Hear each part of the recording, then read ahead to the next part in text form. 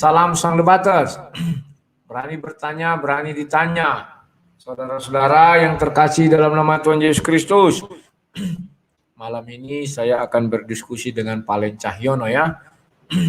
Sebenarnya sih jam 8, tetapi dia katanya lagi membuat ini dan itu, ya mungkin jam-jam 8.15 lah ya pokoknya. Sebelum masuk ke sana, saya membuka dulu di ruang saya ini ya dialog. Ya kita slow-slow saja. Kami tidak berdebat ya kawan-kawannya. Ada Edi Bade tadi juga menginginkan dia mau berdebat dengan Yahudi, bisa bang kan ya. Saya bilang janganlah. Karena takutku ketika kita berdebat dengan Yahudi yang terlontar adalah hujatan. Ya kan? Saya bilang di dalam Bible dilarang menghujat Yahudi itu. Kalau kita menghujat Yahudi ya kita juga tidak diberkati kan demikiannya. Jadi dia tanya, loh abang bukannya berdebat? Bukan, kami hanya pemakalah berdua entah sama siapa lah ya. Nanti kalian bisa masuk ya kawan-kawannya. Saya agak telat masuknya ini jadi sudah jam berapa ini ya, nggak masalah lah. Nah kawan-kawan, besar harapan saya kalian bisa mempelajari apa-apa yang kami diskusikan nanti. Kalau menarik, kalau nggak menarik, dorong. Menarik, dorong. Nah, kawan-kawan, ya KW2, kalau KW1 kan nggak boleh masuk Indonesia ya, karena visanya nggak bisa tembus di apa namanya itu di bandara, karena kita belum ada hubungan diplomatik kalau nggak salah ya. Jadi ini mungkin yang KW-KWan lah. KW-KWan pun jadilah, yang penting ngaku-ngaku Yahudi kan hebat juga ya. Kalau kalian mau ngaku Yahudi bisa juga. Mungkin Yahudi KW-KWan. Kawan-kawan, tadi siang saya menonton live di Zulfikar ya, ZCC itu ya, di Zulfikar Channel ya. Saya lihat mulutnya betapa kotornya ya. Dia membilang mengenai Yesus punya kemaluan, disebutkan ya, kemaluannya itu apa. Nah, di sini kawan saya melihat satu hal yang nggak baik ya. Tapi yang membuat ini sudah saya sering katakan, kalau kalian tidak kuat, jangan kalian masuk ke dalam channel-channel mereka. Karena mereka itu bagaknya, kalau orang sini bilang bagak itu apa ya? Kalau bahasa Batak bagak kan cantik, kalau bagak itu garang lah ya kan. Garangnya hanya di ruang sendiri. Kalau di ruang orang lain mereka nggak garang. Itu udah sering kali saya ingatkan. Jadi kasihan sekali kawan ada tadi Kristen itu habis kau dihajarnya. Dihajar bukan karena kalah argumen, tidak, tapi orang itu dengan modal-modal begoders terus menghina-hina, ya kan? Tuhan bilang punya apa gitu katanya kan. Jadi saya bingung, orang-orang ini mulutnya itu kotor sekali. Coba kalian ucapkan hal yang sama dan dia kan bilang ya benar kan, Tuhan bilang manusia pasti punya kok katanya kan. Jadi kalau kita pun bicara sama mereka, kita bilang gitu, Tuhanmu misalnya cacat fisik dari lahir, Tuhan nabimu, udahlah kau mati kau, dikejar kau, dipersekusi, dia apa. Ya. Jadi inilah sering saya katakan, orang-orang ini tidak bisa dipercaya kawan ya. Jadi harapan saya kepada kalian, kalau nggak kuat jangan masuk ke tempat orang itu ya. Kalau kalian lagi tidak berkarisma jangan masuk ya. Orang itu hanya takut kepada orang-orang yang berkarisma. Ketika kita masuk di sana, mereka kan akan gemetaran dan mengatur posisi, ngatur gaya bicara dan sebagainya macamnya kawan-kawan. Itu perlu kalian perhatikan.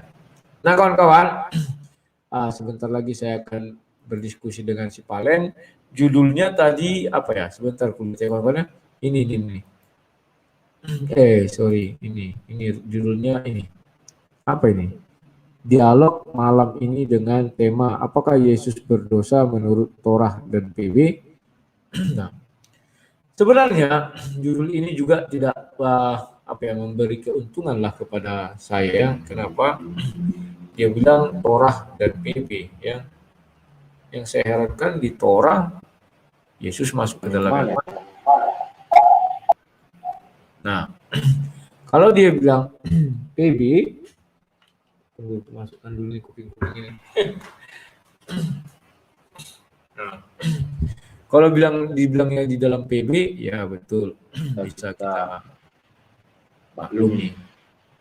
Nah, kawan-kawan, permasalahan yang akan timbul selanjutnya adalah kita lihat aja nanti ya, tahap yang disuguhkan dia ya. Karena orang ini kan suka nanti cocokmologi, ya nggak beda lah sama kawan-kawan muslim itu ya. Tetapi dia nanti mematerikan dari perjanjian lama, saya mematerikan dari perjanjian baru. Kira-kira gitu ya. Ah, sebentar kawan-kawannya.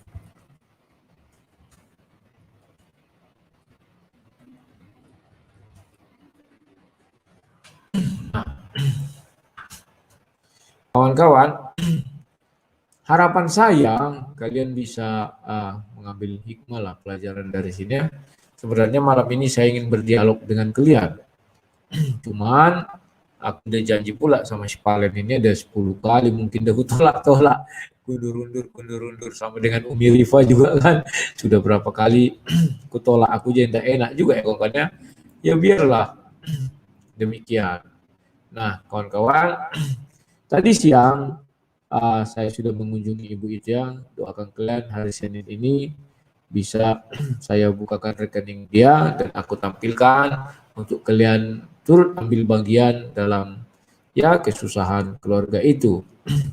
Dan harapanku kawan, kalian mau meringankan. Ya saya juga demikian kawannya. Selain saya berdebat, saya juga menggalakkan yang namanya apa namanya itu istilahnya berbagi kepada sesama ya.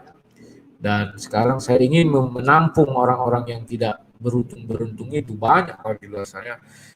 Jadi ya kalau ada yang bilang, wah kamu cari uang di Facebook, YouTube, ya saya bilang iya. Saya nggak pernah menolak dan saya bilang iya. Karena banyak misi yang saya jalankan di dunia nyata ini kawan. Saya bukan mau ria atau apa kata orang sok-sokannya, tidak.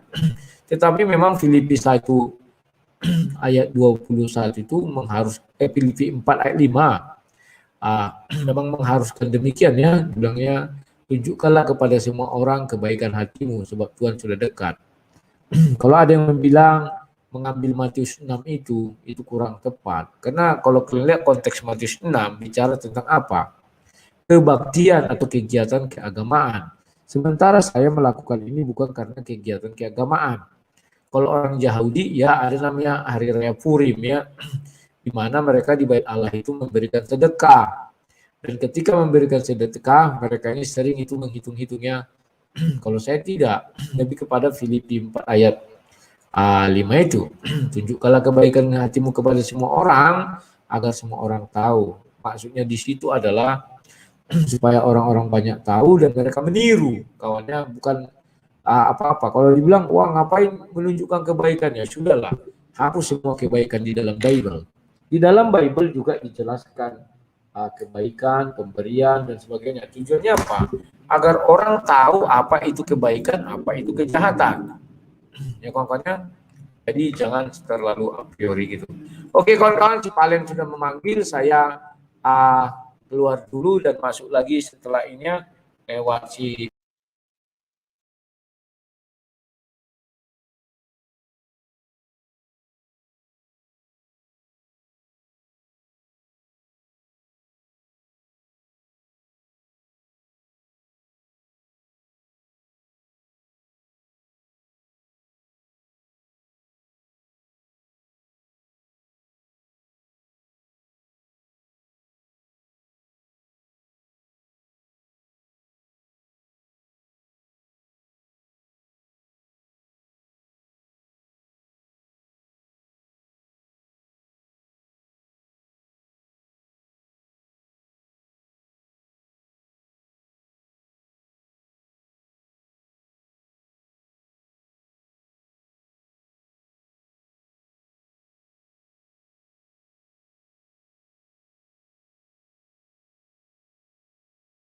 Di mana itu?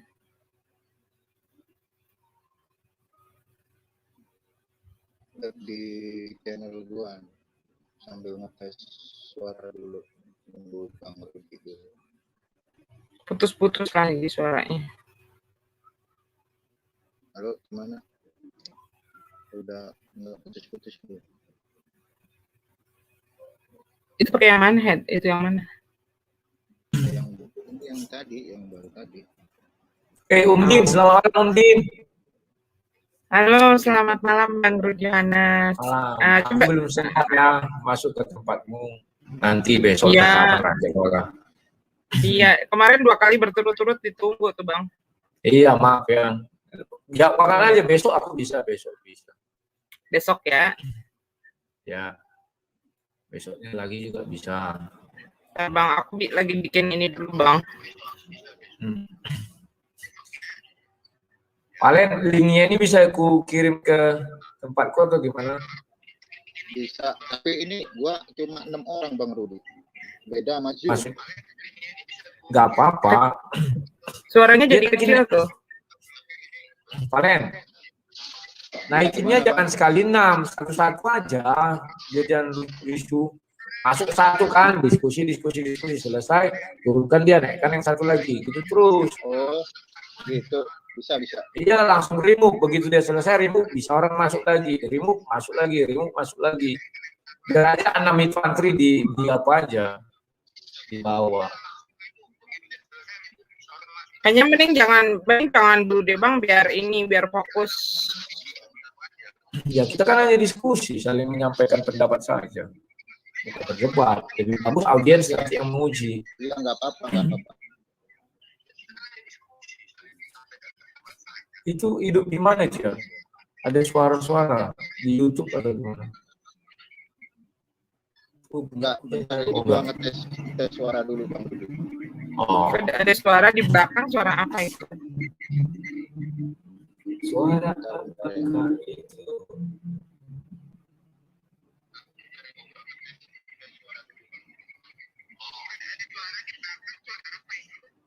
Double kayaknya tuh. Iya. Ini ngetes suara. Ngetes suara dulu.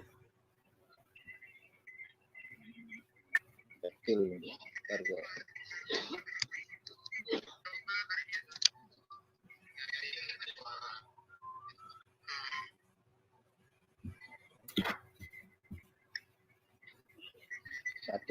Satu, 2, 3, 1.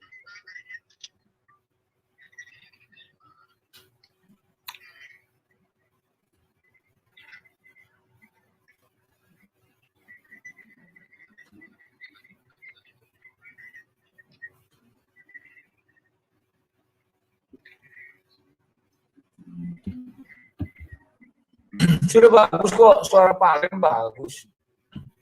Enggak, jadi itu double kayaknya lagi buka audio yang lain, buka device yang lain. Ya, sengajanya dia mendengar suara dia.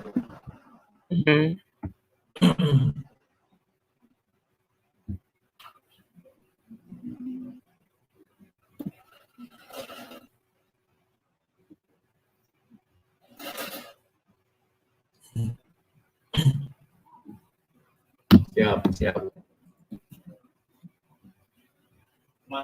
Ada ininya nih, tanya. Apaan? Di mana? Iya, baca suara. Iya, bentar. Ada kontaknya. Nanti lagi. Nyalain nanti lagi.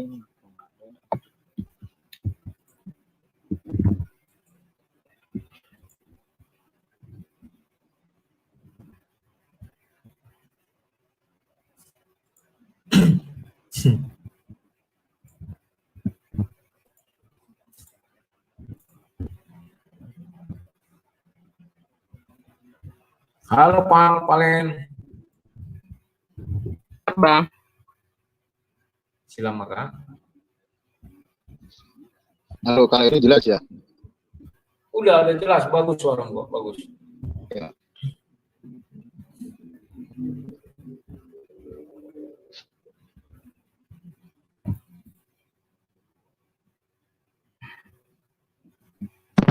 Ya, oke. Apa bisa dimulai?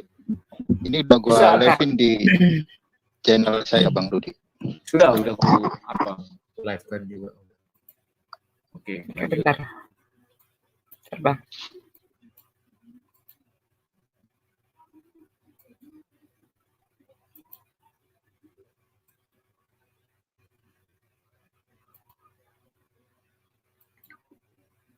Sinyal si Palen aja yang kurang bagus ya. Patah di tempat gua. Video dia.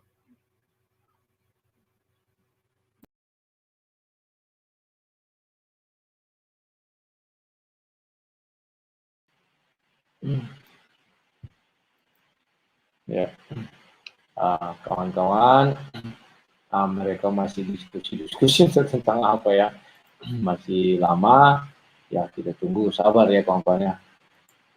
Ya, dia bilang linknya belum buka, karena aku sudah bilang aku mau bicara sama penggemarku, jadi kan pakai dua perangkat, jadi dia jangan terdengar di room itu, ya terdengar.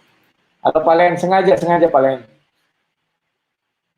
Aku kan bicara di tempatku juga, bentar ya.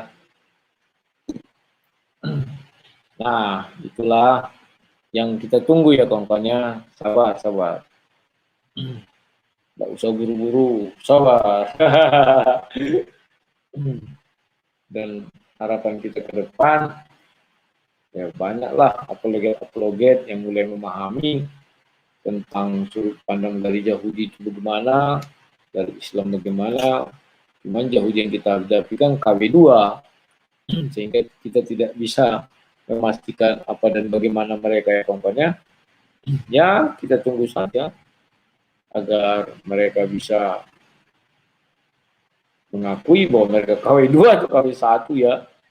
Ada yang bilang tadi kalau di Manado KW2 itu bang, apa namanya itu, lady boy gitu ya. Atuh, kalau ya kita tidak bicara itu kawan-kawannya. Ya, masih lama seperti. Sudah bisa?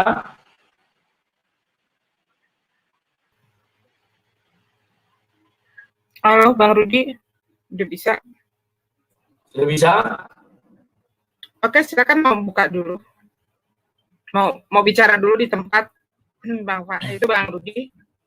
Enggak, aku udah bicara tadi. Ini kan langsung live juga. Dua aku pakai dua perangkat. Jadi bisa live ke kalian, live ke tempatku langsung. Tinggal Palen nih. Halo Palen. Halo. Ya, silakan Bang Rudi. Om ini moderator. Udah bisa dimulai Bang. Sudah. Silakan Udi. Ya.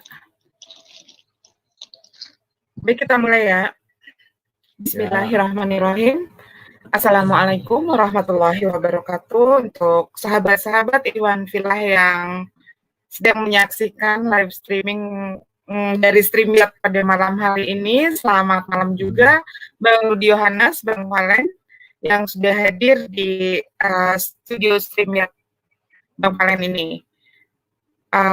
Pada malam hari ini kembali kita berjumpa dalam satu acara dialog yang hari ini akan membahas dalam satu tema, yaitu apakah Yesus berdosa. Seperti biasa kita akan membagi dua sesi Bang Rudi ya, tidak terlalu tidak terlalu rumit seperti biasanya dengan menggunakan timer. Tapi kita bagi dua sesi. Sesi yang pertama adalah opening statement, masing-masing peserta diberikan waktu 5 menit. Kemudian sesi berikutnya adalah sesi TikTok, di mana setiap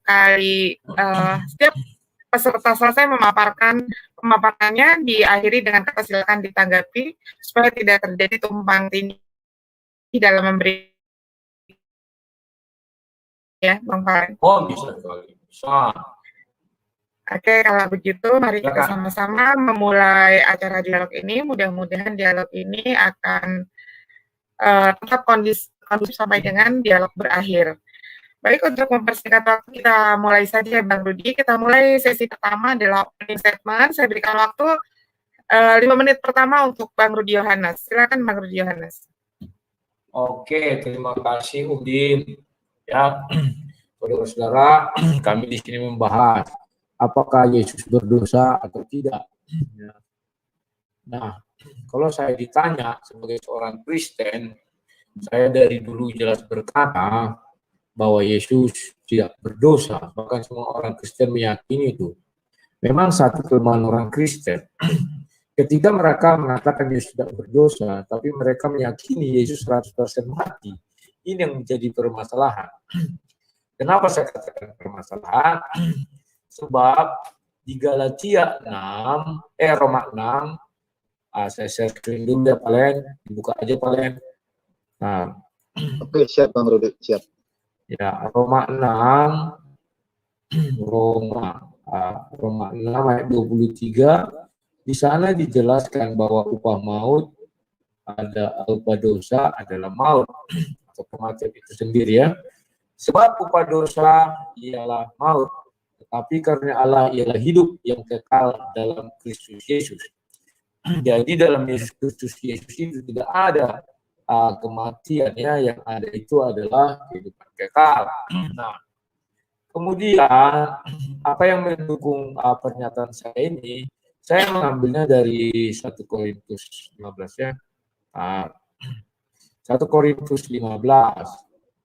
1 Korintus, saya tidak kembali ke perjanjian lama biar nanti Palen yang menjelaskannya. 1 Korintus 15. Nah ini. 1 Korintus 15 ayatnya ke berapa? 50 berapa ya? Bentar. 55. Hai maut, di manakah kemenanganmu? Artinya maut tidak pernah menang terhadap Yesus. Artinya Roma 6 ayat 23 itu tidak pernah berlaku untuk Yesus. Hai maut, di manakah sengatmu? Ya kan? Itu pertanyaan. Sengat maut ialah dosa, ya kan?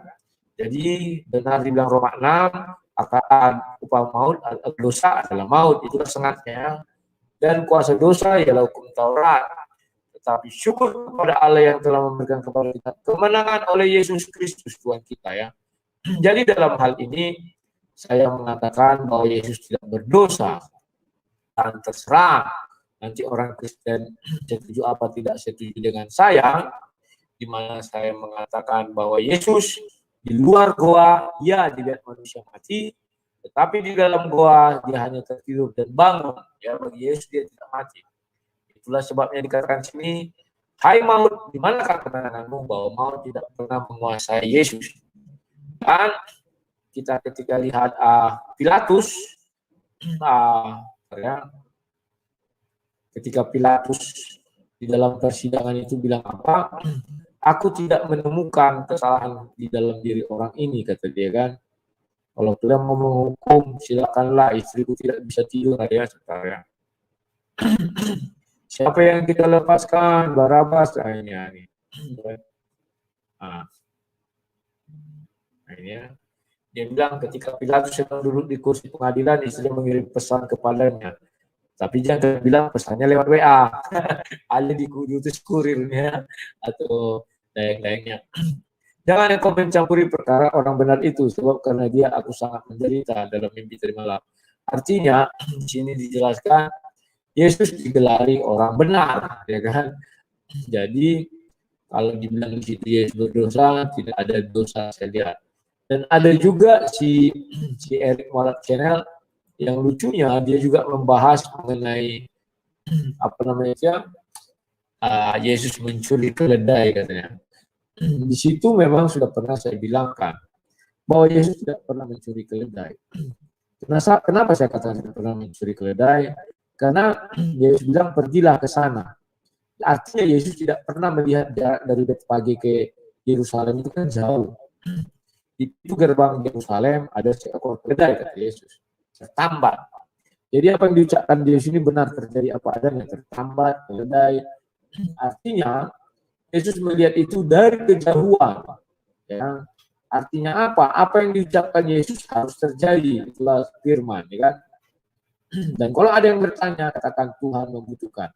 Kalimat Tuhan membutuhkan itu sebuah password, ya kan? Kalau agen-agen rahasia kan gitu kan, misalnya bilang bunga bakung, buka pintu, kalau nggak ditembak mati kan. Maka pergilah murid-murid. Setelah sampai di pintu gerbang, memang betul ada keledai itu. Dan mereka membuka, dan tiba-tiba ada orang datang. Pokoknya seperti yang diskenariokan Yesus terjadi. Nah, dan orang itu bertanya, ini kenapa kalian ambil keledai? Tuhan membutuhkan, katanya. Oke, silakan. Nah, di situ saya mengambil kesimpulan bahwa itu adalah malaikat yang melayani peristiwa penyaliban itu. Jadi itu malaikat, maka dia mengenal kata kunci Tuhan memerlukan. Kalau itu mereka itu adalah manusia biasa, ya kan? Yang pertama, mereka pasti emosi. Weh, kenapa kau ambil keledai kutu? Dan kedua, murid Yesus pasti dipukuli. Dan ketika dibilang, Tuhan memerlukan, siapa Tuhan kamu? Tak ada kami kenal itu, siapa Tuhan kau yang dipukulinya kan? Itu yang terjadi. Tetapi begitu mendengar kalimat Tuhan membutuhkan, dia langsung oke, silakan pergi, gitu kan. Dan yang kedua juga ketika malam perjamuan, Yesus berkata kepada pergilah ke rumah ada si Anu, kan?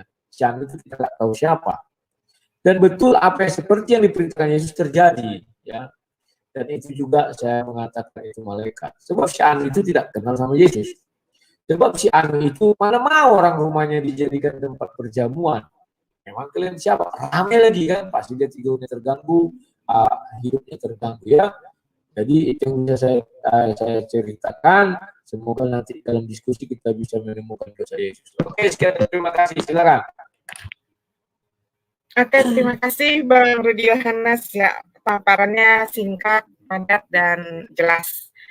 Selanjutnya untuk opening statement 5 menit pertama, Omi serahkan waktunya kepada Bang Valen. Silakan Bang Valen. Waktu dimulai saat Bang Valen berbicara. Silakan. Ya, oke, terima kasih. Ya, selamat malam semuanya yang ada di ruang stream chat saya ya. Jadi pada malam hari ini kita kembali lagi membahas satu tema ya dengan sebuah narasi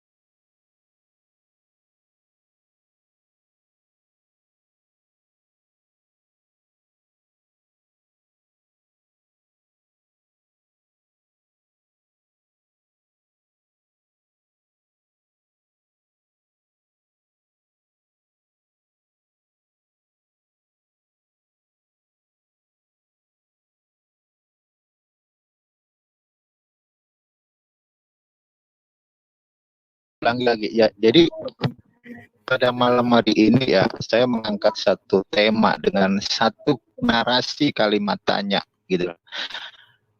Apakah Yesus itu berdosa? Nah, kenapa saya mengangkat topik seperti ini? Karena saya melihat salah satu narasi yang ada di dalam Perjanjian Baru ketika Yesus menyatakan suatu premis, siapa yang bisa membuktikan aku berdosa?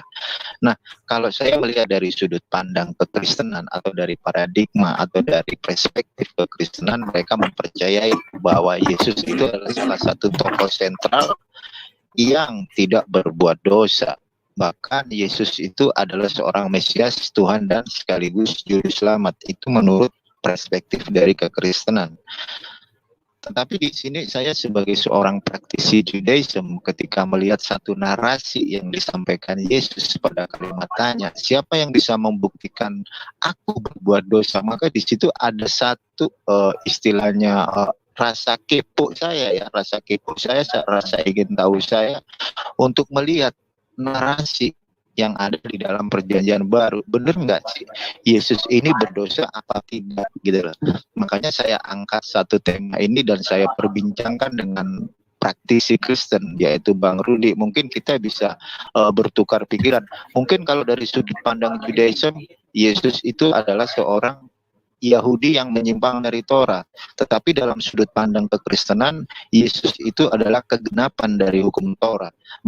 Maka dari ini, malam ini kita sedikit berdialog santai ya, dalam ranah edukasi. Kalau menurut Judaism seperti ini, kalau menurut praktisi kekristenan seperti ini. Nah, maka oleh dari itu saya sengaja mengangkat topik ini gitu loh. Oke, mungkin itu saja Om Dini. Baik, Bang Rudi Yohanes bisa disimak ya, walaupun barusan kayaknya signal dari tempat Bang Valen juga kurang jelas ya. Kita sama-sama sekarang malam ini sinyal lagi kurang bersahabat, tapi masih bisa di-recap ya. Baik, opening statement dari kedua peserta sudah kita dengarkan bersama-sama. Kita akan masuk ke sesi berikutnya, yaitu sesi TED Talk ya, tentang tema pada malam hari ini. Karena tadi opening statement dari Bang Rudi, untuk sesi kedua ini bisa dimulai dari Bang Valen. Kita mau 1 jam aja dulu ya Bang Rudi ya, cukup ya 1 jam ya? Boleh, silakan. Boleh, sebentar ini dimulai di tempat Umi jam 20.42, berarti nanti kita akhiri jam 21.42. Silakan Bang Valen untuk memulai sesi kedua ini. Ya. Saya ada satu rasa ingin tahu gitu loh. Ketika Yesus itu kan pernah tuh di narasi PB itu bertanya, siapa yang bisa membuktikan aku berdosa? Nah, saya pengen tahu dari ayat berapa itu? Itu ada Bang Rudi tinggal klik aja itu. Saya lupa ayatnya, tapi itu saya pastikan ada. Yesus kan bilang, siapa yang bisa membuktikan aku berdosa? Itu kan perkataan Yesus. Saya mungkin agak lupa ya ayatnya di mana, tapi itu saya pastikan ada. Nah, ketika Yesus berkata dan mempunyai premis demikian, bisa nggak sih Bang Rudi itu menjelaskan kenapa Yesus itu tidak berdosa menurut narasi yang ada di dalam PB? Oke, silakan Bang Rudi. Yohanes pasal 8 ayat 46 Bang Rudi. Yohanes 8 area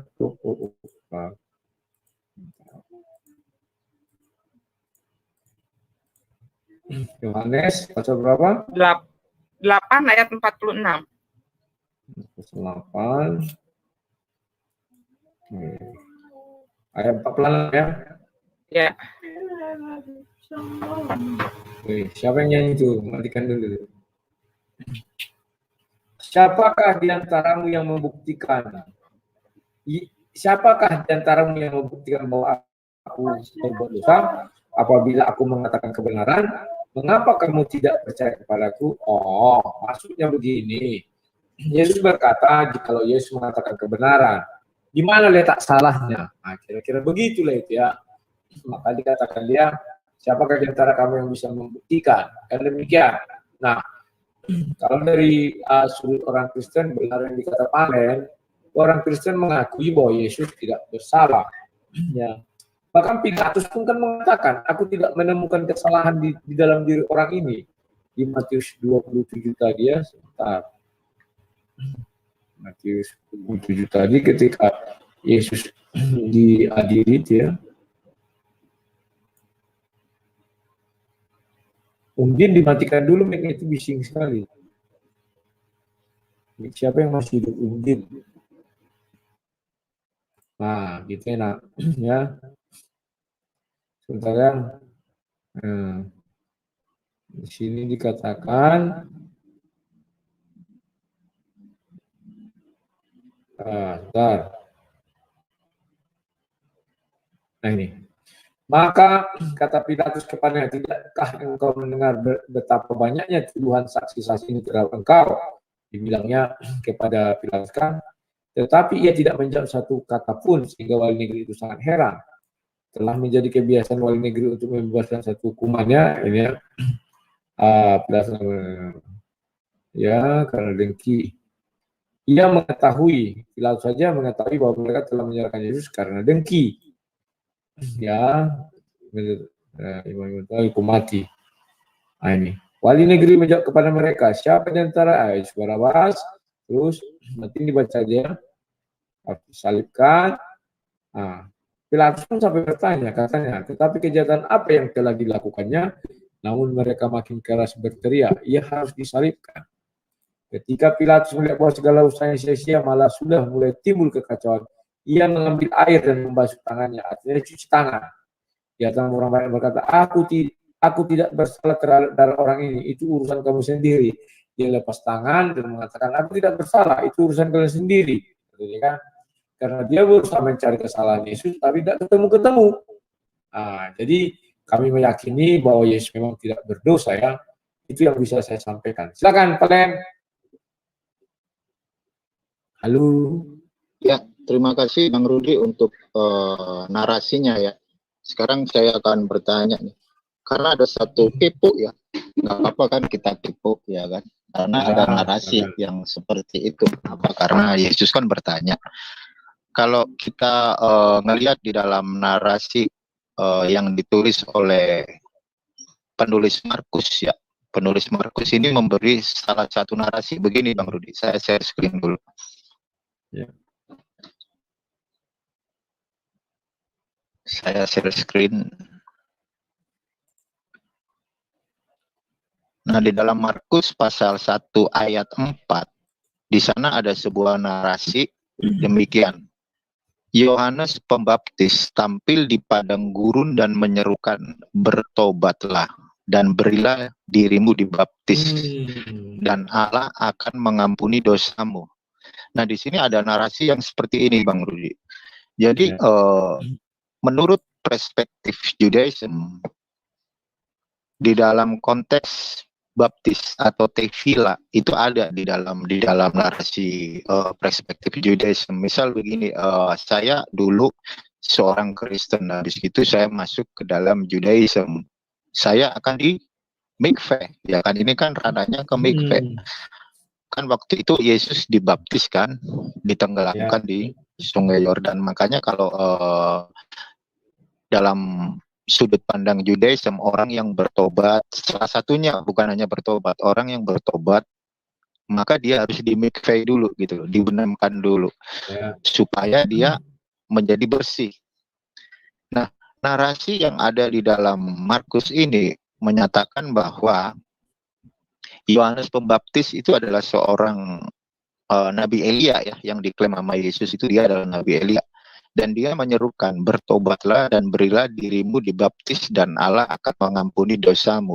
Berarti nih dalam perspektif Judaism ya Bang Rudi, bukan dalam sudut pandang Kristen, karena saya percaya bahwa Kristen mengimani Yesus tidak berdosa. Nah, dalam sudut pandang Judaism, orang yang dibaptis berarti dia salah satunya adalah berbuat dosa dan dia melakukan konsep yang namanya kesalahan, kan begitu Bang Rudi. Dan kita tahu Yesus itu dibaptis gitu loh. Nah, kalau Yesus dibaptis berarti kalau saya kolerasikan di dalam perkataan Yohanes Pembaptis, bisa nggak sih Yesus itu dikategorikan sebagai berdosa?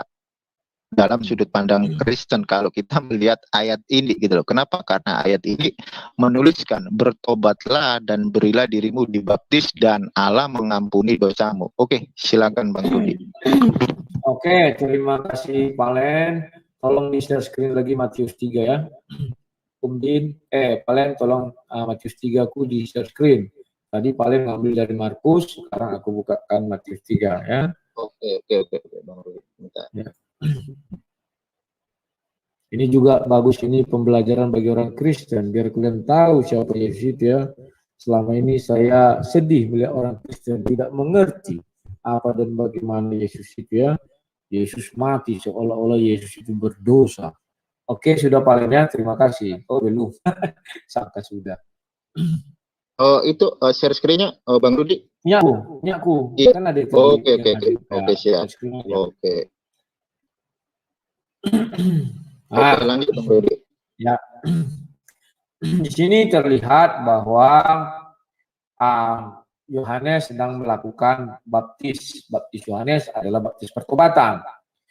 Nah, di sini diceritakan bahwa sebelum mereka dibaptis, mereka saling mengaku dosa, baru mereka dibaptis. Ya, nanti dibaca dia. Nah ini, Matius 3, bertobatlah sebab kalian sudah dekat, kata Yohanes. Sesungguhnya dialah yang dimaksud Nabi Yesaya ketika berkata ada suara orang berseru-seru di padang gunung, persiapkanlah jalan untuk Tuhan, luruskan jalan baginya. Ini ya. Maka datanglah penduduk Yordania dan segala macamnya. Lalu sambil mengaku dosa mereka dibaptis oleh Yohanes. Apakah Yesus berdosa? Kita lihat. Ketika Yesus datang, maka datanglah Yesus dari Galilea ke Yordan kepada Yohanes untuk dibaptis olehnya. Tetapi Yohanes mencegah dia, katanya, akulah yang perlu dibaptis olehmu. Sebenarnya yang berdosa di situ adalah Yohanes. Yohanes mengakui, akulah yang perlu dibaptis olehmu. Dan engkau yang datang kepadaku. Yohanes heran, kenapa engkau datang kepadaku? Aku yang harus kamu baptis, katanya. Lalu Yesus menjawab, katanya kepadanya, biarlah hal itu terjadi karena demikianlah sepatutnya kita menggenapkan seluruh kehendak Allah, dan Yohanes pun menurutinya. Jadi ketika Yesus dibaptis, Yesus tidak ada sekalipun mengucap dosa ya, atau mengaku dosa seperti apa yang dilakukan Yohanes ini ayat 6, lalu sambil mengaku dosanya mereka dibaptis. Yesus di sini tidak ada mengaku dosanya, namun Yesus dibaptis, kan demikian. Nah, ini merujuk kepada ayat 11 ya. Aku membaptis kamu dengan air sebagai tanda pertobatan, tetapi yang datang kemudian daripadaku lebih berkuasa daripadaku, dan aku tidak layak melepaskan kasutnya. Ingat ya, di sini aku akan membaptis kamu dengan roh. Dia akan membaptis kamu dengan Roh Kudus dan dengan api. Jadi Yesus sebenarnya harusnya tidak menerima baptisan Yohanes. Nah, lantas kenapa Yesus memaksakan harus menerima baptisan Yohanes? Di sini jelas sekali bahwa Yesus ingin berkata bahwa tubuh ini adalah tubuh yang sudah terkutuk, yakni ketika di Kejadian 3, di mana Tuhan sudah mengutuk tubuh manusia itu dari debu tanah kembali ke debu tanah. Ya, artinya tubuh daging itu sudah tidak bisa lagi untuk hidup selama-lamanya, dipakai selama-lamanya. Inilah awal yang namanya Yesus mulai merintis berjalan ingin mengalahkan alam maut itu sendiri. Maka tubuhnya yang dari tanah itu, ini bukan asumsi ya, karena ini kan dijelaskan di Kejadian 3 ya. Kejadian 3 ayatnya yang ke-19 ya. Lalu 17 mulai. Lalu firman-Nya kepada manusia, karena engkau mendengarkan perkataan istrimu. Waduh, ini ada telepon. Lalu dia pokoknya sebentar, sedikit aja pun, sebentar. Bentar ya.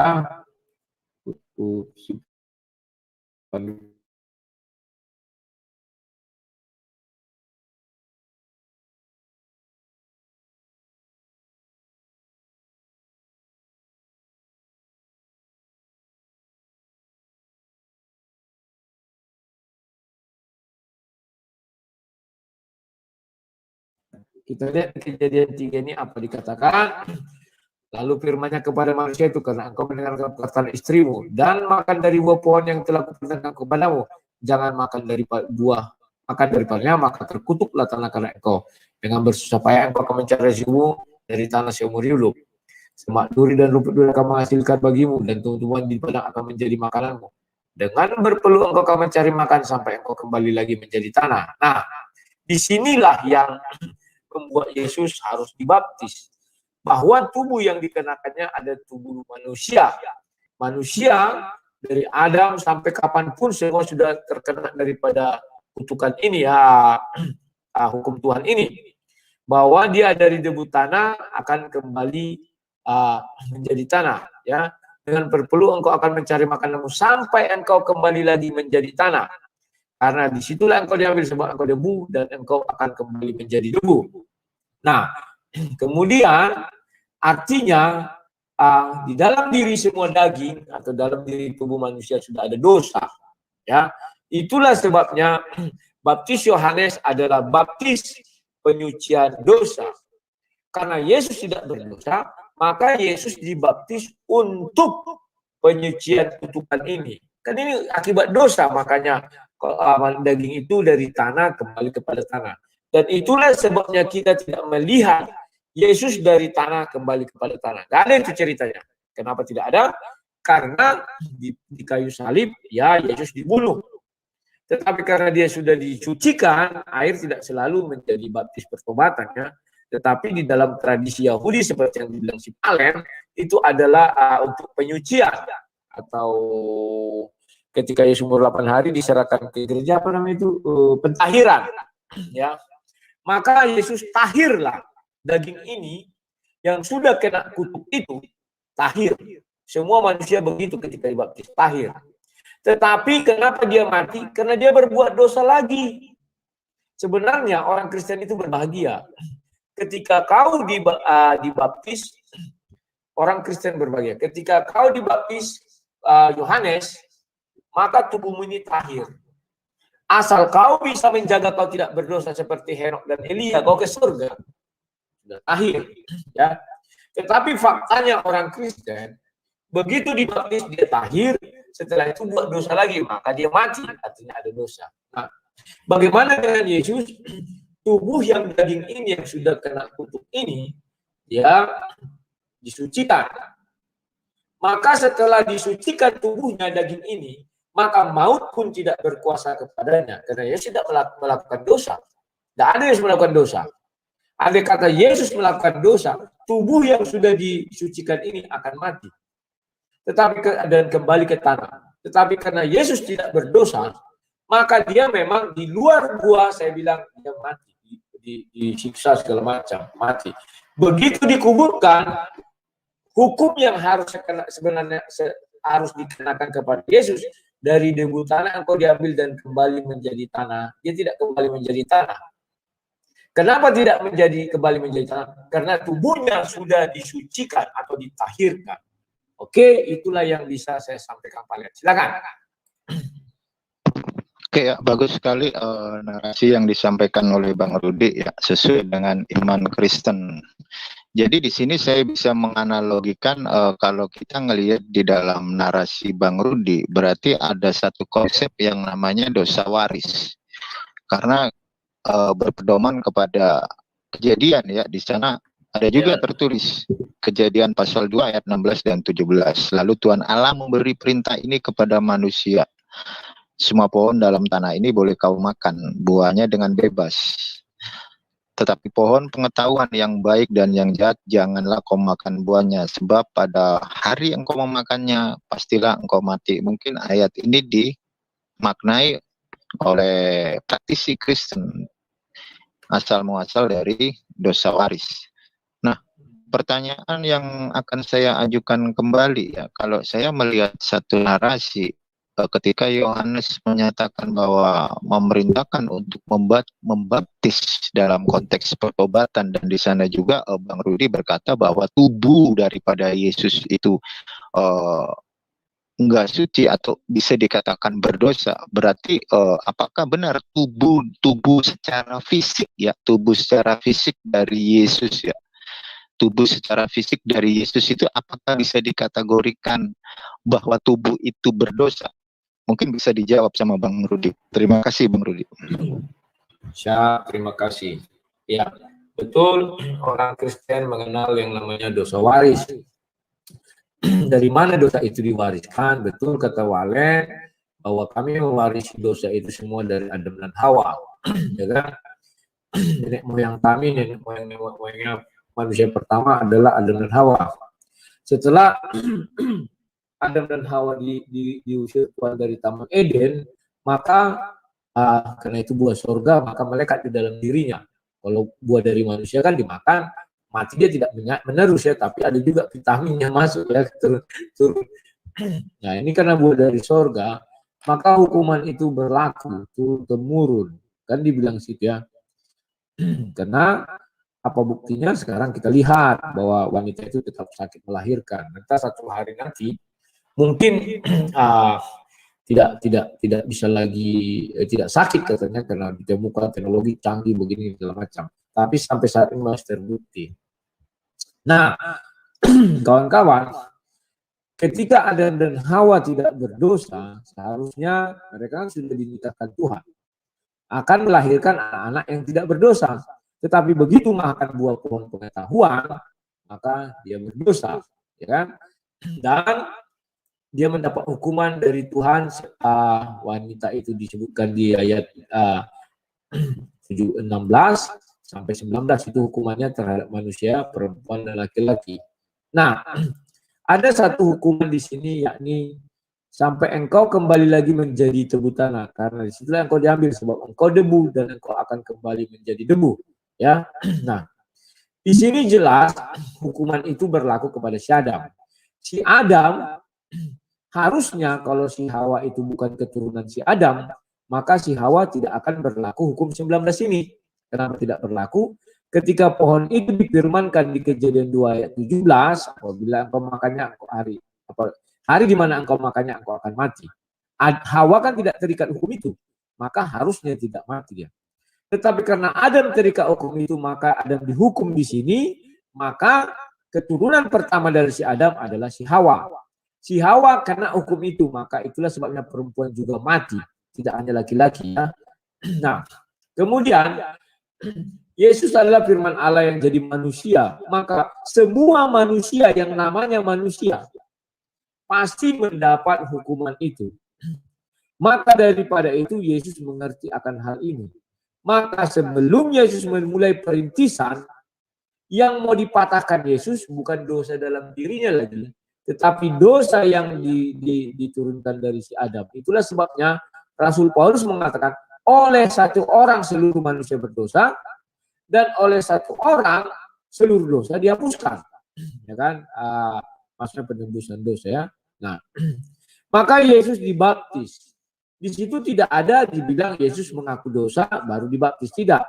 Dan Yohanes pun menolak untuk membaptis. Akulah yang layak engkau baptis Tuhan, katanya.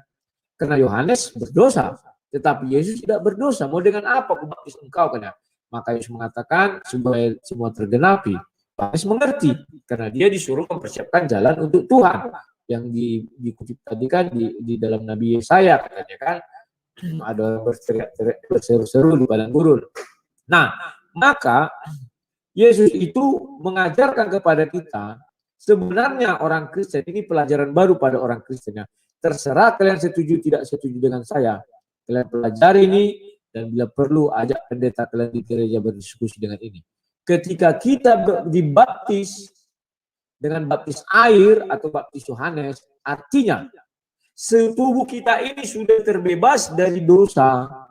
Yang pertama, kalau sudah terbebas dari dosa, maka kita sebenarnya seperti Henok dan Elia. Hanya saja sayangnya ketika kita selesai dibaptis tidak langsung diangkat ke surga, tetapi kita masih hidup di bumi. Ya.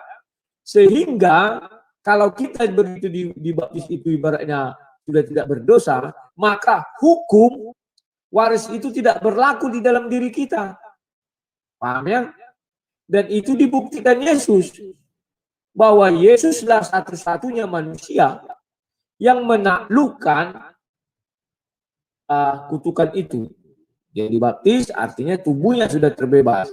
Dan Yesus tidak melakukan dosa lagi. Paham ya? Kalau kita dibaptis. Setelah dibaptis kita melakukan dosa. Ya sama saja jadi kotor lagi ini dan kita mati. Artinya mati ada dosa. Kemudian Yesus diserahkan atau dihukum mati lah kan. Saya tidak pernah mengatakan, sekali lagi saya ulang. Saya tidak pernah mengatakan Yesus tidak mati. Yesus mati di kayu salib, ya. Tetapi itu dari sudut manusia. Kenapa? Ini rahasia besar yang saya ungkapkan. Bahwa Yesus sudah dibaptis, bahwa Yesus tidak melakukan dosa lagi, maka hukum dari tanah kembali ke tanah tidak diterima Yesus sedikit pun. Sudah, Yesus disalib, habis itu dikuburkan, ya. Dan setelah dalam kubur, saya bilang Yesus bangun, ya, tidur dia sebenarnya. Bagi Yesus dia tidur. Itu di Yohanes 11 ketika cerita Lazarus ayat 12 Yesus mengatakan Lazarus tertidur, mari kita bangunkan. Dan di Lukas 20 ayat 38 di hadapan Tuhan tidak ada yang mati, tidak ada yang mati, hidup. Bagi Tuhan itu tidur.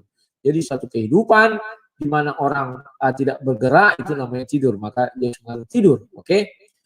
Itulah sebabnya Yesus tidak sudah setelah mati dia tidak kembali menjadi tanah. Andai kata Yesus tidak dibaptis Yohanes lebih dahulu, ketika Yesus kita katakan mati, maka dia harus kembali ke tanah dulu, baru bangkit. Karena itu hukumnya. Apa buktinya sang dewa? Ya, semua manusia selain Henok dan Elia, dia mati dulu kembali menjadi tanah, digenapi dulu firman Tuhan itu, baru dibangkitkan nanti hari akhir. Tidak satu manusia pun mati belum menjadi tanah dibangkitkan. Tidak ada itu. Oke, Lazarus dibangkitkan, tapi habis itu Lazarus kan mati lagi. Ya. Tidak ada manusia yang sudah mati satu hari langsung dibangkitkan dan naik ke surga. Tidak ada. Dia harus mengalami yang namanya dari debu tanah kembali ke tanah. Barulah dibangkitkan hari akhir. Tetapi Yesus karena sudah dibaptis, maka kutuk terhadap dagingnya itu sudah ditahirkan, artinya suci, tidak berlaku bagi dagingnya itu. Itulah sebabnya Yesus disalib, dimasukkan ke dalam kubur, maka Yesus mengatakan seperti Yunus di dalam perut ikan. Maka Yesus tidak berhasil dari tanah kembali ke tanah, tidak. Maka dia bangun. Ya, kenapa dia bangun? Karena maut tidak menguasai dia. Taring maut tidak menguasai dia. Kenapa taring maut tidak menguasai dia? Karena Yesus memang tidak berdosa. Tetapi andai kata maut, taring maut menguasai dia, betul Yesus berdosa. Roma 6 ayat 23. Itu yang bisa saya jelaskan Palen. Kalau orang Kristen mendengar ini tidak mengerti juga, berarti kalian tolol. Nah, itulah. Silakan. Ya, oke, cukup menarik ya pemaparan dari cukup menarik pemaparan dari Bang Rudi ya terkait dengan satu tema apakah Yesus berdosa. Nah, saya kembali lagi nih. Berarti ketika saya mendengar semua narasi yang baru aja disampaikan oleh Bro Rudi ya, berarti fix ya bahwa tubuh daripada Yesus ini berdosa. Jadi kalau kita ngelihat di dalam 2 Korintus nih, saya akan share screen lagi di dalam 2 Korintus pasal 5. Ntar saya share screen dulu Bang Rudi. Ya. Aku ngambil minum sebentar Pak Le. Jangan lu bicara, kau sesirkan dulu. Iya. Oke.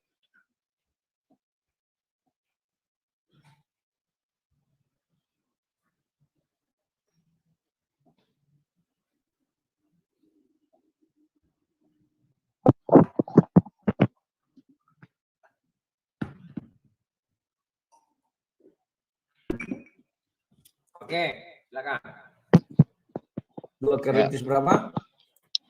2 Korintus 5 ayat 21. Ya. Nah, di sana ada satu narasi ya yang menyatakan bahwa di ayat 21 dia yang tidak mengenal dosa telah dibuatnya menjadi dosa karena kita, supaya dalam dia kita dibenarkan oleh Allah.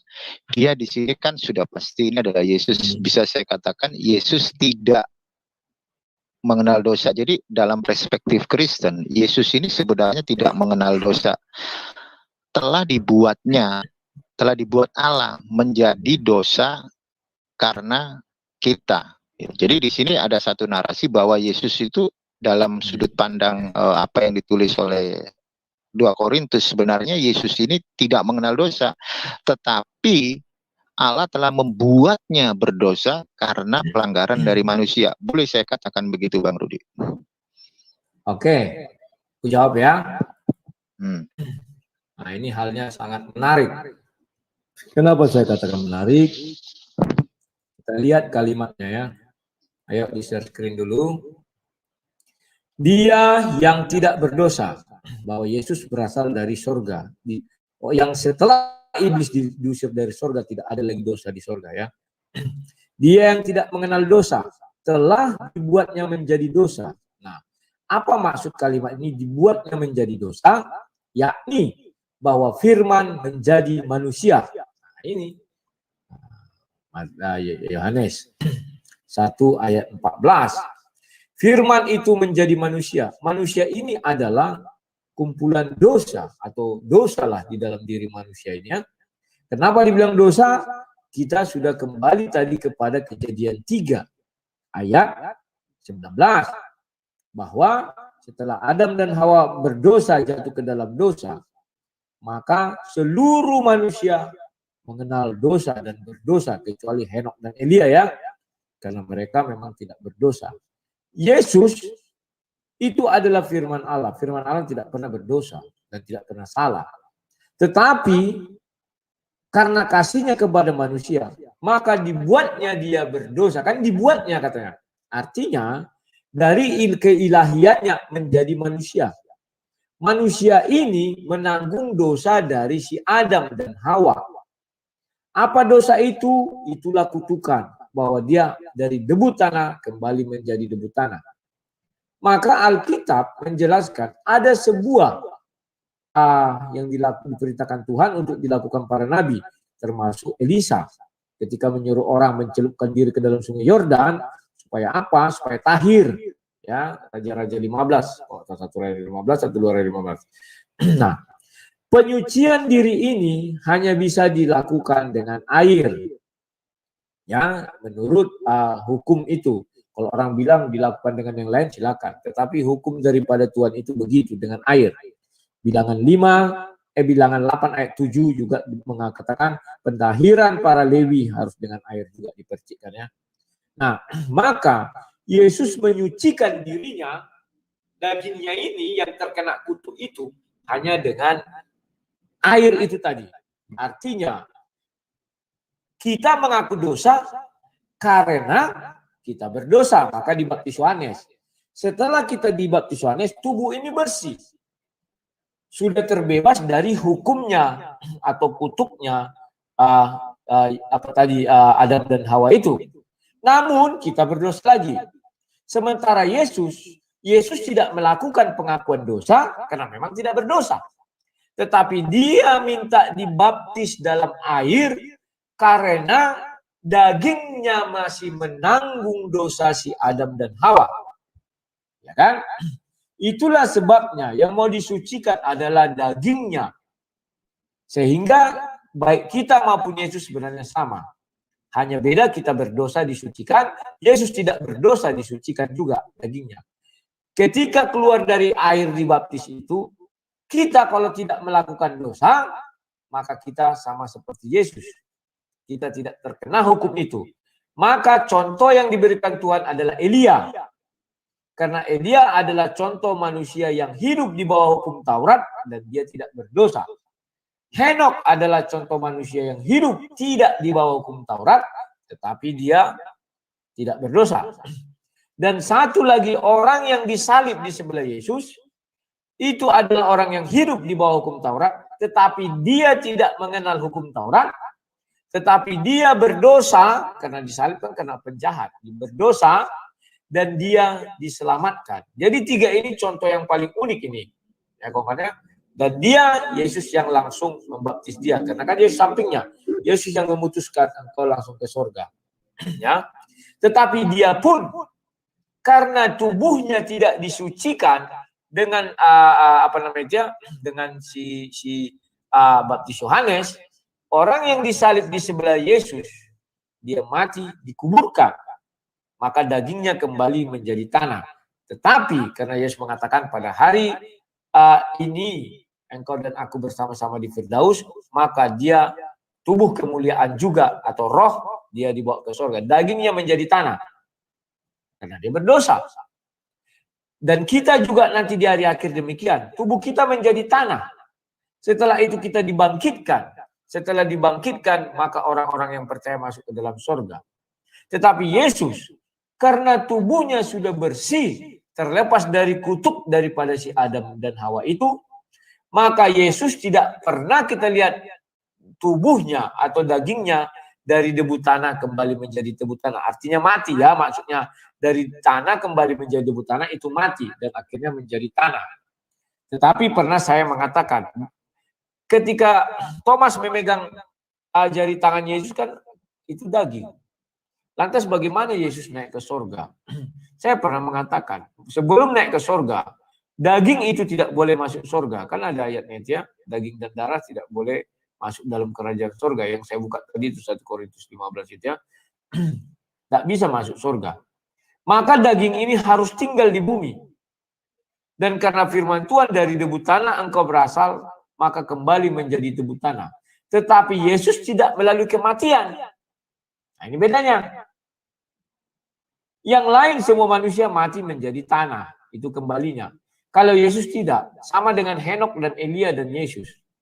Naik aja ke surga begitu. Tetapi ini asumsi saya. Kenapa asumsi saya? Karena saya pun tidak menyaksikan bagaimana Yesus naik ke surga. Tetapi karena ada ayat mengatakan daging dan darah tidak bisa masuk ke dalam kerajaan surga. Artinya dia tinggal di bumi. Bagaimana dia tinggal di bumi? Masuk Kejadian 3 ayat 19. Itu yang bisa saya jelaskan. Silakan Pak Len. Ya, oke ya, menarik juga ya. Tapi kita akan kritisi lebih jauh ya dalam sudut pandang Judaism. Jadi Yesus itu kan pada mulanya dia kan sebelum dia dibaptis menurut cerita dari narasi yang udah disampaikan Bang Rudi, ketika Yesus sudah dibaptis berarti tubuh, tanda kutip ya, tubuh dagingnya nggak berdosa lagi. Nah, benar nggak sih Yesus ini tidak berbuat dosa lagi atau tidak melanggar aturan dari Hashem, kan begitu? Ini menurut sudut pandang Yahudi gitu. Ya, gimana Bang Rudi? Agak putus.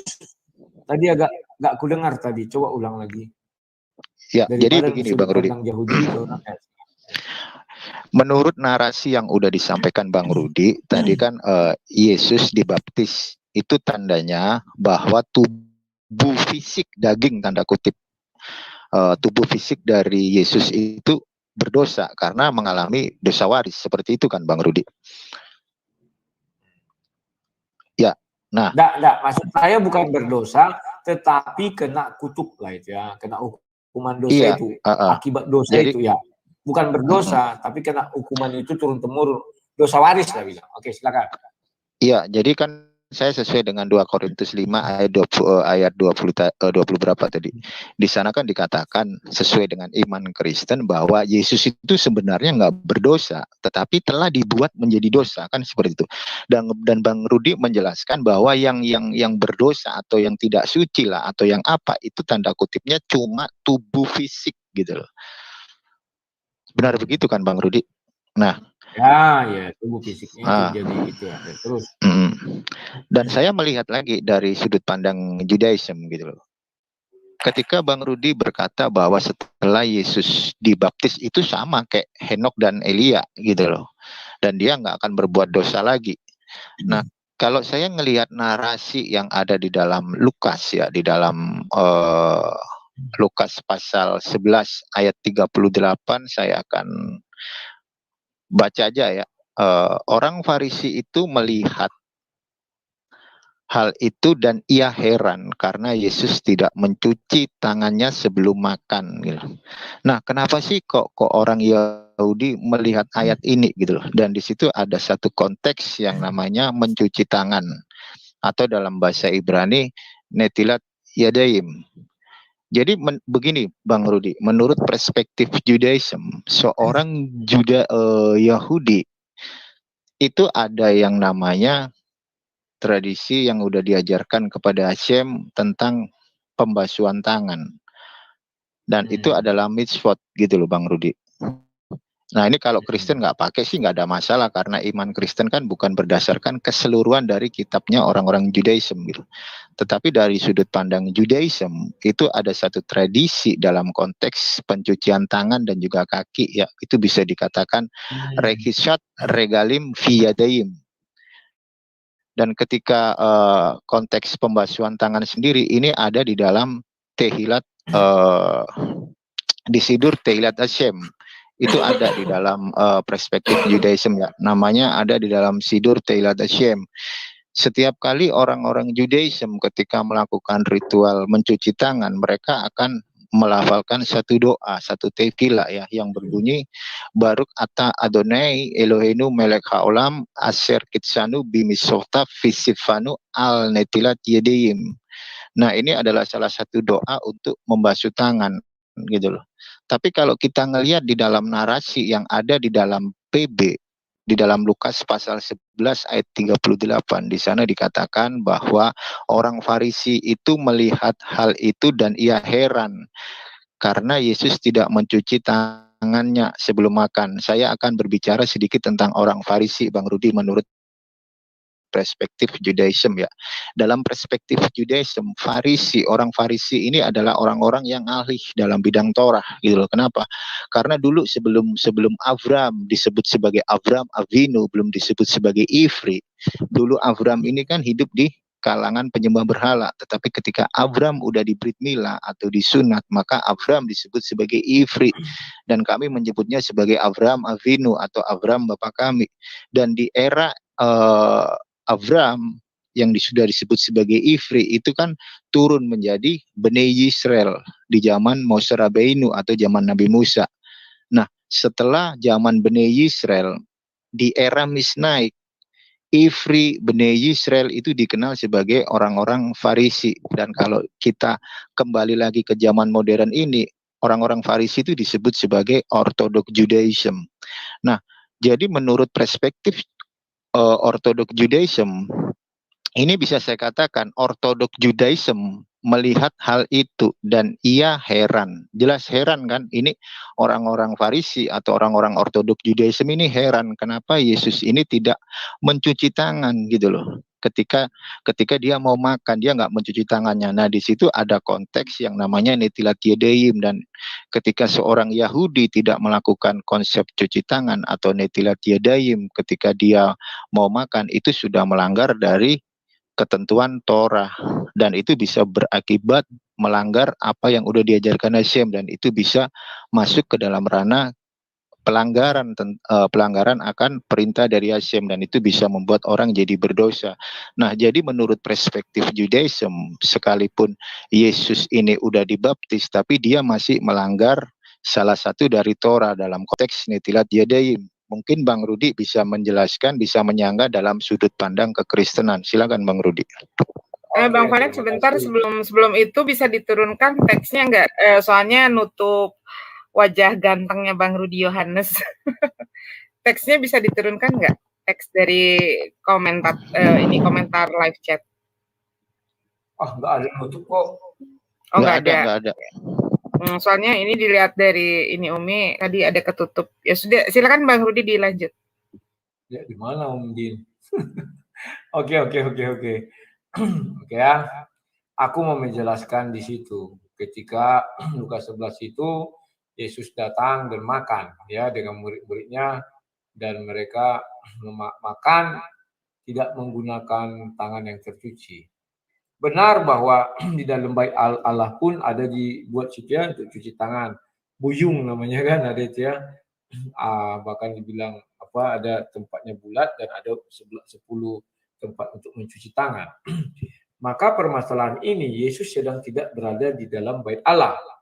Maka di sini jelas dibilang ketika Yesus selesai mengajar, orang Farisi mengundang dia untuk makan di rumahnya. Ini di rumah bukan di bait Allah.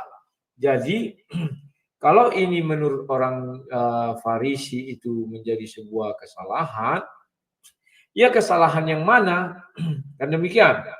Maka Yesus mengatakan kepada orang Farisi itu ya dilanjutkan, tetapi Tuhan berkata kepadanya, kamu orang Farisi, kamu membersihkan bagian luar dari cawan pinggan, tetapi bagian dalammu penuh dengan rampasan dan kejahatan. Ya, yang dimaksudkan Yesus ini, oke, kau menyuci tangan, itu hanya menyucikan bagian luar. Yang bagian dalam itu yang penting, contohnya hati, ya kan, pikiran dan perasaannya. Hai orang-orang bodoh, bukankah dia yang menjadikan bagian luar, dia juga yang menjadikan bagian dalam. Akan tetapi berikanlah isinya sebagai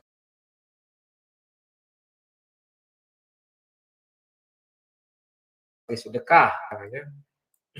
Dan kalau kita baca perjanjian lama, cuci tangan itu hanya ada 2 ayat. Yang pertama di Imamat 15 ayat 11. Ya, dikatakan sana dan setiap orang yang kena pada orang yang demikian, maksudnya orang kusta, sedang orang itu tidak mencuci tangan dahulu dengan air, harus dia mencuci pakaiannya, membasuh tubuhnya dengan air yang menjadi najis sampai mata terbenam. Ayat 9 ayat 30 juga, walaupun aku membasuh diriku dengan salju dan mencuci tanganku dengan sabun, ya. Tetapi betul kata si Palen, di bait Allah memang ada tempat disediakan untuk mencuci tangan, ya. Saya sudah pernah baca ayatnya itu ya, ketika ada yang mengatakan ini terjadi pertentangan. Berapa buyung tempat yang di dalam bait Allah itu, ada yang besar, ada yang kecil-kecil itu kan. Itu untuk imam-imam mencuci tangan. Siapa imam yang tidak mencuci tangan berdosa.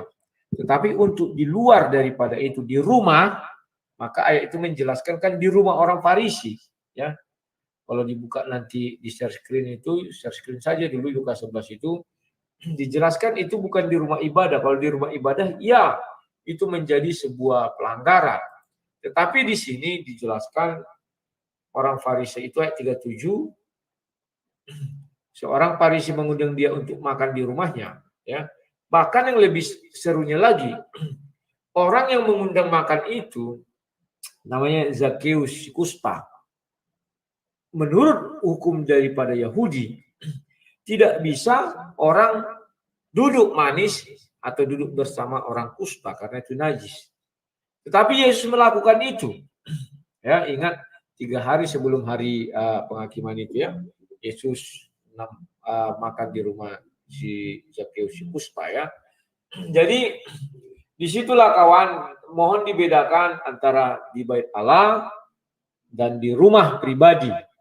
Sehingga itulah yang mau diajarkan Yesus. Oke, itu yang bisa aku jelaskan Pak. Silakan. Ya, jadi gini loh. Tradisi Netilat Yadayim itu sebenarnya bukan hanya di bait suci aja, tapi kalau sekarang pun nih, sekarang kalau kita pergi ke Hakotel ya, di tembok Yerusalem itu juga ada tempat untuk Netilat Yadayim. Jadi tradisi Netilat Yadayim itu sebenarnya bukan hanya di bait suci aja. Waktu kita makan, minum, itu pasti tradisi itu pagi, malam itu pasti ada Netilat Yadayim. Tapi kita kembali dari semuanya itu, mungkin itu adalah penjelasan dari iman kekristenan. Belum lagi nanti ketika Yesus menghalalkan semua makanan dalam konteks halal dan haram ya. Kalau dalam Hebrew itu tahor dan tami, dalam konteks kasrut gitu loh. Kita tahu di dalam Judaism itu sangat berhati-hati dalam konteks makanan gitu loh. Apalagi menyangkut aturan dari Bani Yisrael. Kenapa? Karena Hashem sendiri udah memberikan suatu ajaran kepada Bani Yisrael perihal makanan gitu loh. Jadi ada konteks-konteks tertentu tentang makanan yang tidak boleh dimakan dan yang boleh dimakan. Tetapi Yesus justru malah menghalalkan semua makanan gitu loh. Nah dari sini menurut sudut pandang Judaism, Yesus sudah menyimpang dari Torah. Dan bukan itu aja. Ketika Yesus di hari Syabat, dia malah berjalan-jalan dan memetik bulir gandum. Dan itu aja menurut Judaism itu salah satu pelanggaran dalam konteks 39 Melacha di dalam Bani Israel pada konteks hari Sabat. Nah, menurut praktisi Judaism di sini Yesus sudah melanggar semua ya apa yang menjadi ketentuan dari Torah.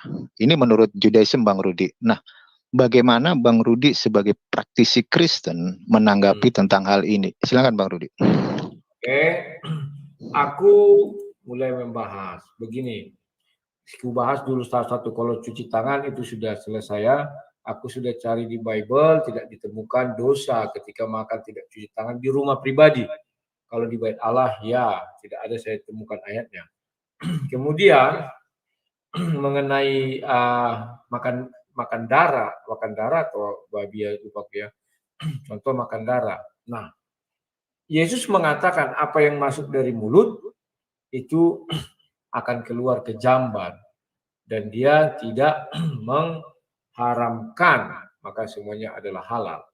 Maka orang ada protes, ya kan? Kok bisa semua halal? Darah itu dikatakan bukan untuk dimakan. Itulah sebabnya orang Yahudi bertengkar di Kisah Para Rasul 15 itu dengan Rasul Paulus ya. Akhirnya mereka pergi ke Yerusalem. Jangan makan makanan yang tercekik, katanya kan. Baru ya jauhi darah dan segala macam. Maka saya bukakan sebuah ayat ya. Ayatnya itu Mazmur sebentar ya. Mazmur 50 ayat 13. Di share screen aja punya aku ya. Satu-satu ku bahas ya. Mazmur, sangka Mazmur. Markus Mazmur. Mazmur 50.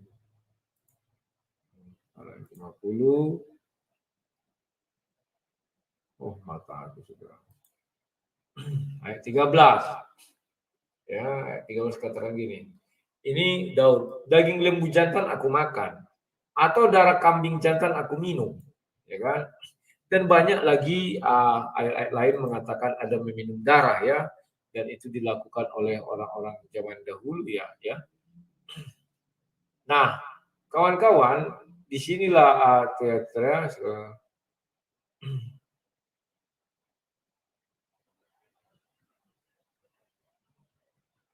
nah, Yehezkiel 39 ayat 17 sebentar ya.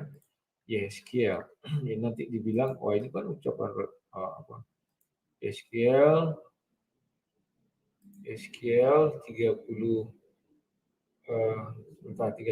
ayat 17 ya. Mana tadi 39 ayat 17. 39 ayat 17. Saya belum berubah ya. Perhatikan di sini. Dan engkau anak manusia, begini firman Tuhan Allah, katakanlah kepada segala jenis burung-burung dan segala jenis binatang buas, berkumpullah kamu dan datanglah, berhimpunlah kamu dari segala penjuru pada perjamuan korban yang kuadakan bagimu, yaitu satu perjamuan korban yang besar di atas gunung-gunung Israel. Kamu akan makan daging dan minum darah. Nah, yang mau saya jelaskan di sini, dan ini saya berkesaksian sedikit. Saya juga pernah dimarahi pendeta di GSC waktu itu saya di Duria. Dikatakan bahwa orang karismatik Pentakosta dilarang makan darah. Maka saya katakan, Yesus yang mengatakan, bukan saya ya. Sebentar ya. Seluruh makanan halal. Markus 7 kok sebentar ya. Sebentar. Markus 7 ayat 19. Bukakan dulu ya. Markus 7 ayat 19. Maaf ya, aku agak-agak ngantuk ini ya, sebentar kutuntaskan dulu nih ya. Maklumlah karena ada proyek itu jadi capek di proyek, jadi suaranya agak-agak melo dikit. Ya ini. Karena bukan masuk dalam hati tetapi dalam perut lalu dibuangnya ke jamban. Dengan demikian ia menyatakan semua makanan halal ya. Jadi di situ Yesus mengatakan itu hanya yang masuk dari mulut itu hanya ke jamban. Maka sama konteks yang dibilang si Palen, saya pendeta itu bilang makanan darah bukan makanan. Oke, saya bilang. Sekarang apakah haram meminum darah? Dia bingung. Kalau memakan darah haram, meminum darah kenapa tidak haram? Padahal sama-sama darah, yang satu diisap, yang satu dikunyah. Sama-sama darah. Makan kan dikunyah. Gigi. Minum, gitu kan? Padahal sama-sama darah. Akhirnya dia bingung. Itulah jeniusnya Yesus. Yesus mengatakan bahwa apa yang masuk dari mulut ini nggak jauh, hanya ke jamban saja. Nah, berikutnya mengenai juga makan babi. Betul. Pada zaman itu ketika di imamat itu ya, orang Israel keluar dari tanah Mesir menuju ke tanah Kanaan. Ya, sebentar aku bukakan ayatnya juga ya.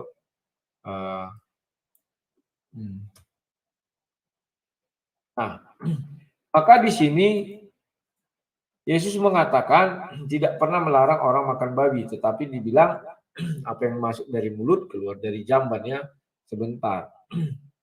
Tetapi ada yang diharamkan, ya ada, tetap ada. Kata Matius 8, Matius 8. Matius 8. Matius 8. Ya, Matius 8, sebentar. Matius 8. Ayat 31. Nanti di share screen aja ya. Ini. Ini. Ayat 30. Tidak jauh dari mereka itu sejumlah besar babi sedang mencari makan. Ya. Di ayat ini dikatakan jumlah besar. Artinya apa itu ya? Kalau kita bilang apa namanya itu, kalau di ayat lain dibilang itu ada apa ya, peternakan seperti itulah kalau jumlah besar. Artinya babi itu diternak di sana. Ya gunanya apa? Ya kan? Kita juga tidak tahu apa gunanya diternak selain kalau nggak dimakan, ya kan? Dan bahwa Yesus datang juga tidak hanya untuk orang Yahudi saja. Maka itu dibilang, Rasul Paulus pun mengatakan, kalau kamu ikut aturan Yahudi, ya silakan. Kau taruh kuk itu di pundakmu, kan kuk. Sementara orang yang sekarang, apalagi kami Kristen, kami bukan Yahudi. Sehingga contoh sunat, kami tidak terikat terhadap hukum sunat. Karena kami bukan keturunan Abraham. Kalau kami ikut aturan sunat, artinya kami budak. Kan demikian di Kejadian 17. Contoh juga makan babi, itu kan ketika imamat. Ya, peristiwanya itu dari tanah Mesir menuju tanah Kanaan. Dan kami bukan orang Yahudi lagi yang diperbudak waktu itu di Mesir, tetapi kami diperbudak dosa. Maka ajaran yang kami anut ini lebih kepada pembebasan dari perbudakan dosa, bukan dari perbudakan manusia lagi ya kawan-kawan. Jadi Yesus tidak melanggar satupun hukum itu, tidak ada dilanggar Yesus. Dan perlu diketahui bahwa Yesus datang sekarang ini untuk seluruh umat manusia, tidak lagi hanya Yahudi, terbatas pada Yahudi, karena perintah itu pergilah jadikan seluruh bangsa muridku. Makanya ada perselisihan ketika di Kisah Para Rasul itu antara Paulus dan kawan-kawannya, sehingga mereka pergi menemui Petrus di Yerusalem, dan itu dikatakan apabila ada satu Tuhan yang sama, maka baik orang bersunat maupun tidak bersunat diselamatkan karena iman. Dan disitulah kami mulai menyadari bahwa kami bukan orang Yahudi, sehingga kami tidak bisa merampas hak-hak Yahudi atau hukum-hukum Yahudi. Tetapi memang benar, sekarang banyak orang merampas hukum-hukum Yahudi atau hak Yahudi ya. Contohnya perpuluhan. Itu contoh simpelnya aja dan lain sebagainya. Tetapi apakah hukum Yahudi semua kami hilangkan? Tidak. Masih kami gunakan juga sebagian ya. Contoh jangan membunuh, jangan mencuri, itu kan masih bagian dari 10 hukum Taurat. Itulah yang bisa saya sampaikan Palen. Mohon maaf Palen, aku sudah mulai ngantuk sekali nih Palen. Lihat mataku sudah kayak mata jengkol ya. Oke. Terima kasih Bang Rudi. Mungkin sampai di sini aja ya dialog kita. Kita sambungkan ya Palen ya. Ya, oke. Ya, terima kasih untuk. Ya, sebetulnya masih ada 10 menit waktu yang tersisa. Ya, aku udah berat kali mataku. Oke, jadi kita kembalikan hasil hasil diskusi malam ini kita serahkan kepada netizen. Bang Rudi Yohanes jangan lupa besok ya besok Ya, di Zoom-nya Umi sama Pak Lopot ya. Jam 8, jam 9 lah biasa ya. Weh, jangan malam-malam lah, jam Oh, 8, setengah 8 lah, setengah 8. Jam setengah 8, boleh. Ya, karena aku akhir-akhir ini kan karena kerja di proyek itu gampang ngantuk. Kalau udah pulang itu mandi ya, ada ngantuk bawaannya itu. Iya, Oke tempo ya. hari Pak Lopot udah nunggu dari jam 8 sampai jam 12 malam itu ditunggu ya. Ya, sampaikan maafku sama dia ya. Boleh, insya Allah besok ya. Nanti saya Ya, jadwalkan setengah lagi 8. dengan beliau. Boleh. Siap. Thank you Bang Rudi ya. Oke, Pak Len, sampai jumpa ya. Terima kasih. Yuk, terima kasih. Ya, sama-sama.